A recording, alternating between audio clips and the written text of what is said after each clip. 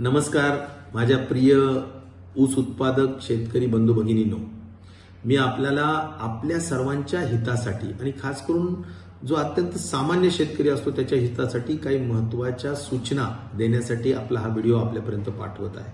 माझा पहिला नंबरचा विषय एवढाच आहे की कारखान्याचं गळीत हंगाम व्यवस्थित चालू आहे, परंतु तोडणी वाहतुकीमध्ये आपला हस्तक्षेप नको। नियमशीर सर्व तोड होऊ द्या। सर्व तोडणीचा कार्यक्रम सार्वजनिक ठिकाणी डकवायला लावलेला आहे, त्यामध्ये कुणाचाच हस्तक्षेप नको आणि त्याची कुणाची गय केली जाणार नाही। आमचा कर्मचारी असो शेतकीचा किंवा तोडणीचा कामगार असो, सगळ्यांवर सक्त कारवाई केली जाणार आहे अशा पद्धतीचा निर्णय आम्ही घेतलेला आहे।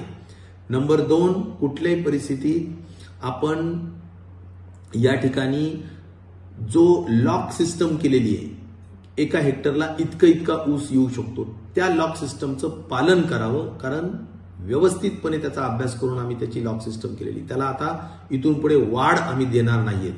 नंबर 3, पाचट हे साखर कारखान्याचं अत्यंत दुश्मन आहे। त्याचं कारण असं आहे की त्याच्यामुळे बिघाड होतो, त्याच्यामुळे साखरेची क्वालिटी खराब होते, त्यामुळे पाचट आलंच नाही पाहिजे ही खबरदारी घ्यावी।